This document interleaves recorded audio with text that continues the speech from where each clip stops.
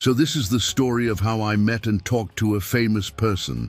I was at a bookstore signing copies of my book, and this guy walks in.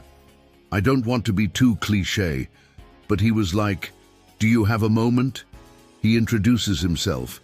He says he's a huge fan, and I'm like, "You read my book?" And he's like, "I just finished it, I loved it." And then he asks me a bunch of questions about the book. And then he leans in and he's like, "Can I give you some advice?" And I'm like, "Sure." And he says, "You should write a sequel."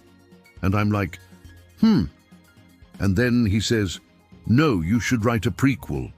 And I'm like, And then he says, "Actually, you should write a spin-off." And I'm like, And then he says, "You know what? You should just write a series." And then he gets up, he walks away. And I was like, that was weird. Then he turns around and he's like, "No, you should definitely write a series." And then he walks away again. And I was like, who was that guy? And then someone in line was like, "That was Stephen King."